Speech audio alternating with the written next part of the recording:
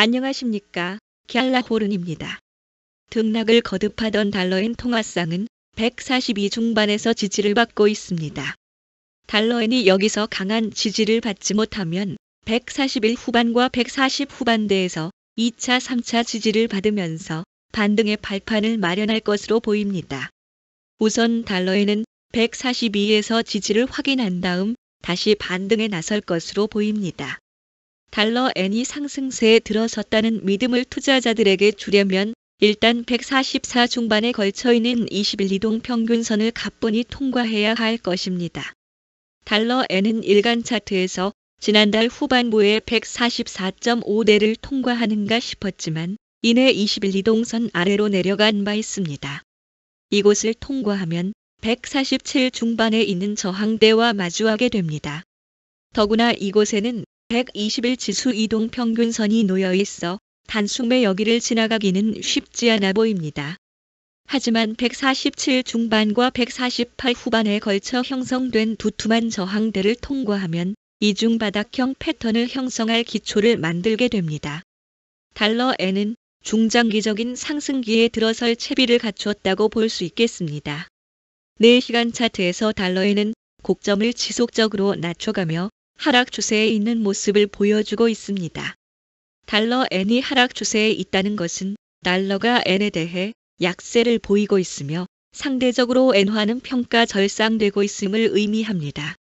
142.60대까지 하락한 달러엔은 하락을 멈추고 조금씩 가격을 높이고 있는데 이것이 반등의 시작인지 강한 하락 뒤에 나타나는 눌림목인지는 좀 더 시간을 갖고 지켜볼 필요가 있겠습니다. 어느 쪽이든 달러 엔은 142 중반에서 지지를 받고 숨고르기에 들어갔다고 할 수 있겠습니다. 또 추가 하락이 이어지더라도 142 초중반에서 지지를 받고 다음 행보를 준비할 것으로 보입니다. 달러 엔이 반등에 나선다면 143.20 부근에 있는 21 이동 평균선과 144엔에 있는 121 지수 이동 평균선과 맞닥뜨리게 됩니다. 144에 있는 121 지수 이동 평균선의 경우 한 번에 뛰어넘어서기 어려울 것으로 보여 달러 엔이 상승을 계속하더라도 여기에서 단기적 추세가 결정될 것으로 보입니다. 달러 엔이 144엔을 넘어서지 못한다면 지지선이 있는 142와 144 사이에서 등락을 거듭하며 다음을 준비할 것으로 예상됩니다. 우에다 카즈오 일본은행 총재는 금리 인상을 통한 금융정책 정상화를 이어갈 것임을 재확인했습니다.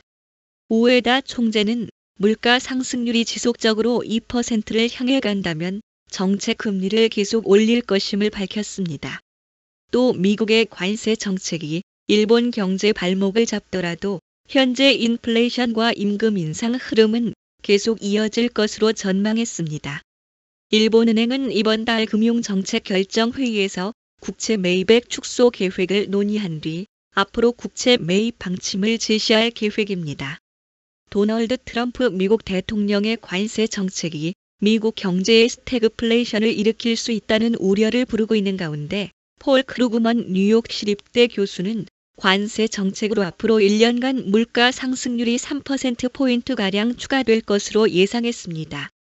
또 크루그먼 교수는 미국 경제의 불확실성으로 기업의 투자 계획이 보류되고 미국 경제 혼란도 장기화될 수 있다고 보면서 현재의 혼란이 장기간 이어질 것으로 봤습니다. 달러 가치가 3년 만에 최저 수준인 가운데 미국 달러에 대한 약세 전망이 힘을 얻고 있습니다.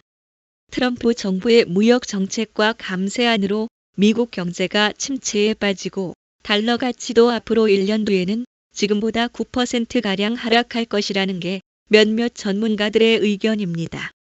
주요 6개 통화에 대한 달러 가치를 보여주는 달러 인덱스는 지난 4월 97.91까지 하락하며 3년 만에 최저치를 기록했고 지난 2일에도 98 초반까지 하락했습니다.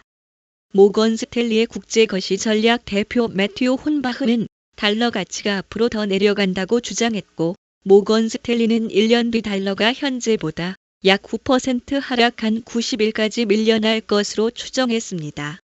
미국의 월스트리트 저널은 미 정부의 부채 수준을 지적하면서 이자 부담 가중을 지적했습니다. 헤지펀드 브리지워터 어소시에이츠의 창업자 겸 최고 경영자인 레이 달리오는 3일 출간한 책 국가들이 파산하는 방식에서 미국의 부채 상황을 심장병 환자에 빗대 미국이 경제적 심장마비를 피할 수 있는 시기가 2에서 4년 정도 남았다고 경고했습니다. 미국의 대중국 관세 정책에 맞서 중국이 히토류 광물 수출을 통제하는 가운데 미국 자동차 업계는 자동차 생산이 중단될 수 있다고 경고했습니다. 로이터 통신에 따르면 미국 자동차 업계를 대변하는 자동차혁신연합은 지난달 9일 안정적인 히토류 공급이 없으면 자동차 핵심 부품들을 생산할 수 없을 것이라는 내용의 비공개 서한을 미국 관계 당국자들에게 전달했습니다. 심하면 생산 중단까지 일어날 수 있다고 비공개 서한에서 경고했습니다. 중국은 전 세계 히토류의 약 70%를 채굴하며 전 세계에서 채굴된 히토류의 90% 이상을 가공하고 있습니다. 하지만 미국과 중국 간의 무역 갈등은 좀처럼 해결 실마리를 찾지 못하고 있습니다. 트럼프 대통령은 자신의 소셜미디어인 트루스 소셜에 중국의 시진핑 주석을 좋아하고 항상 그럴 것이지만 그와 협상하기는 매우 어렵다고 적으면서 지지부진한 무역 협상 상황을 에둘러 표현했습니다. 미국 ISM 서비스업 구매 관리자 지수는 49.9로 집계돼 시장 예상치 52.0은 물론이고 지난달에 공개된 51.6을 밑돌았습니다. 지지부진한 미중 무역 협상과 ISM 서비스업 PMI에 달러는 약세를 보였습니다. 지난주 미 상무부가 발표한 4월 근원 PCE 물가 지수는 지난해 같은 기간보다는 2.5% 상승했는데 지난 2021년 3월 이후 4년 만에 가장 낮은 수준이었습니다. 맥쿼리의 글로벌 외환 및 금리 전략가 티에리 위즈머는 미 연방준비 제도는 지난달보다 이번 달에는 비둘기파적 기조로 기울 것으로 예상하며 올해 금리 인하 가능성도 다소 커질 것으로 내다봤습니다. 여러분은 현재 외환 시장에 대해 어떻게 생각하십니까? 댓글에 여러분의 생각을 남겨주셔서 함께 생각해보는 자리를 마련해 봅시다. 갤라호르는 트레이더의 눈으로 시장을 바라보며 투자자 여러분들이 시장에 대한 이해와 통찰력을 갖는데 도움을 드리려고 노력하고 있습니다.